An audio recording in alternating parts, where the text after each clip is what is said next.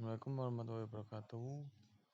Perkenalkan, nama saya Aris Arif Nuha dari program studi MTP 1C. Ingin memaparkan hasil yang dapat dari kuliah kerja lapangan di Pusdaloka Lempuyangan. 1. Daya listrik merupakan peralatan instalasi listrik yang berfungsi mensuplai tenaga listrik untuk prasarana dan sarana berpenggerak tenaga listrik. 1. Daya listrik dibagi menjadi dua, yaitu 1 daya listrik arus searah yang dinamakan DC dan 1 daya listrik arah bolak-balik yang dinamakan AC. Untuk arus searah DC berfungsi untuk peralatan penerima daya, peralatan penyearah, peralatan DC kubikel, peralatan tegangan rendah AC dan DC, peralatan penyulang. Untuk 1 daya listrik AC berfungsi untuk peralatan penerima daya, peralatan AC kubikel, peralatan tegangan rendah AC dan DC, peralatan penyulang.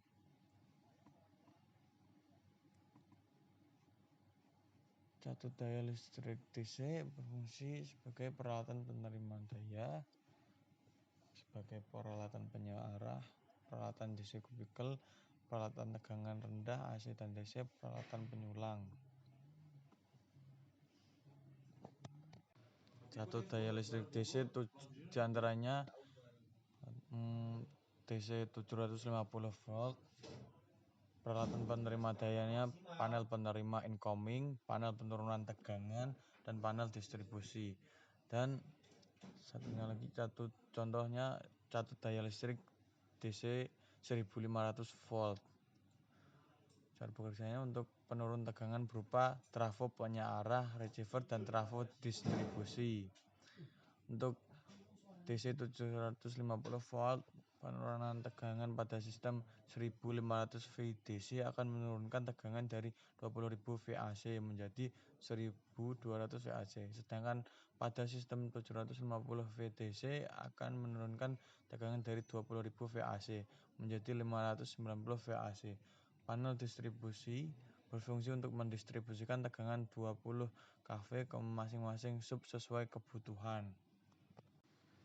Selanjutnya, peralatan penyearah berfungsi untuk mengubah bentuk arus dari transformator yang berbentuk arus bolak-balik menjadi arus searah. Sedangkan peralatan DC kubikel berfungsi untuk mendistribusikan dan memutus tegangan DC yang diterima dari peralatan penyearah untuk dialirkan ke peralatan transmisi tenaga listrik. Selanjutnya, HSCB atau High Speed Circuit Breaker. Peralatan pemutus daya kecepatan tinggi berfungsi untuk memutus aliran listrik dengan kecepatan tinggi untuk menghindari terjadinya percikan api, atau disebut juga HSVCB atau High Speed Vacuum Circuit Breaker. Selanjutnya, peralatan tegangan rendah. Peralatan tegangan rendah berfungsi untuk menyediakan listrik untuk peralatan-peralatan pendukung seperti peralatan kontrol, peralatan metering dan indikator, sumber cadangan, dan baterai peralatan komunikasi. Input berasal dari trafo ATR atau auxiliary transformer. Langkah manuver HSCB kesadangan contohnya, yang pertama, ubah selektor dari remote ke lokal.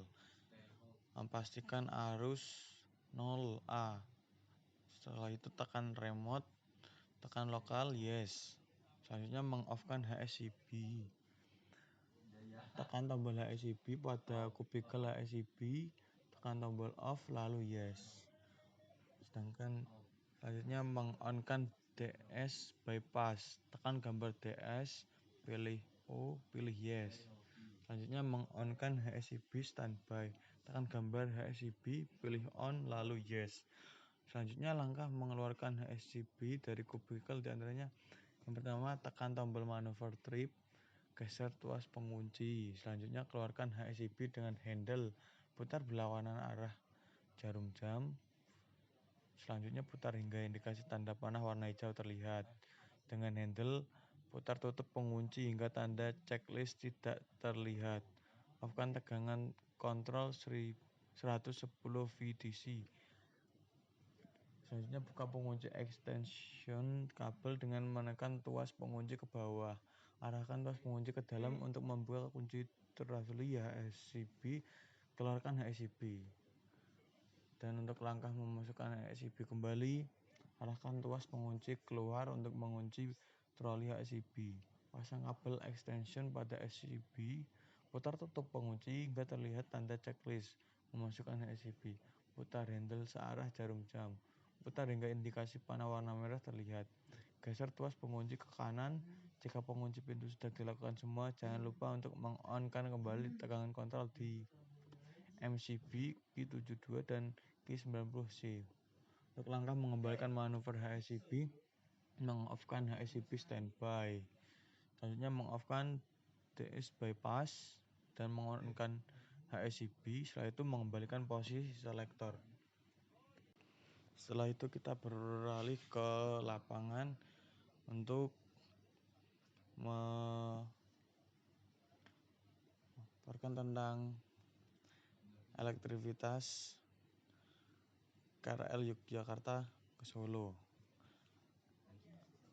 Elektrivitas Yogyakarta Solo merupakan jalur ganda dengan total 120 km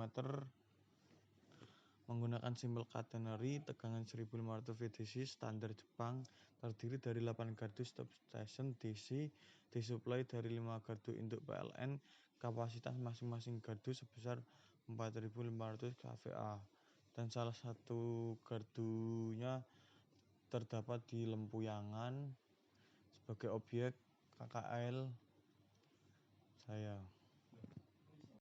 Untuk instalasi LAA di Indonesia sebagian besar mengacu pada standar Jepang menggunakan sistem simpel catenary dengan single trolley. Masih ada lintas Tanah Abang, Serpong yang menggunakan double trolley yang mengacu pada standar Prancis. Cara kerja kereta listrik DC, kemudian jaringan tegangan DC dikirim ke sarana. Selanjutnya di dalam sarana tegangan DC diperhalus oleh filter reaktor.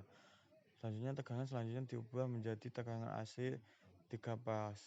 Tegangan AC 3 pas digunakan untuk menggerakkan motor traksi listrik yang akan menggerakkan kereta. Untuk kereta listrik AC, jaringan tegangan AC pas dikirim ke sarana. Di dalam sarana tegangan AC 1 pas diturunkan tegangannya sesuai spesifikasi sarana oleh transformer atau trafo. Selanjutnya diubah menjadi tegangan DC oleh receiver. Tegangan DC selanjutnya diubah menjadi tegangan AC 3 pas. Tegangan AC 3 pas digunakan untuk menggerakkan motor traksi listrik yang akan menggerakkan kereta. Sekian yang dapat saya sampaikan, kurang lebihnya mohon maaf. Terima kasih untuk perhatiannya. Assalamualaikum warahmatullahi wabarakatuh.